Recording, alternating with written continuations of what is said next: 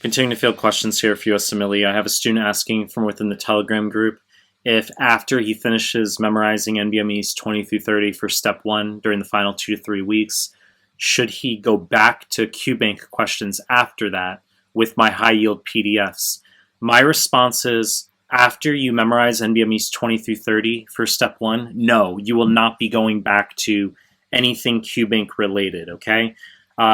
It's very custom for each student, okay? There are exceptions occasionally, but I can comment that the pinnacle of your USMLE prep, the process of peaking, will entail you being fully saturated with all of that NBME 20 to 30 material in your pre-conscious state, okay? So for you to go back to UWorld, I mean, it's a bad use of your fucking time. You need to make sure your process is that you're ending on the NBME exams, okay? And if you still say, no, but Michael, like, I have extra time, what should I be doing? Okay, well, as you mentioned before, you're gonna go through my PDFs, okay? So your end game, your final 2 to 3 weeks, should pretty much be nothing other than my free high yield PDFs from my site and NBMEs 20 through 30, okay? You will not be returning to UWorld.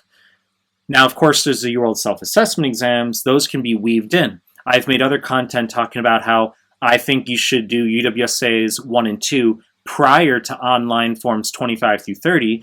That gets some students real fucking heated and emotional because they want to do the UWSAs as late as possible. I understand that. So for some students who insist on doing the UWSAs late, I will say, look, you can entertain doing UWSA 2, let's say prior to NBME 29. We can just stick it in there arbitrarily as a compromise. That makes it later.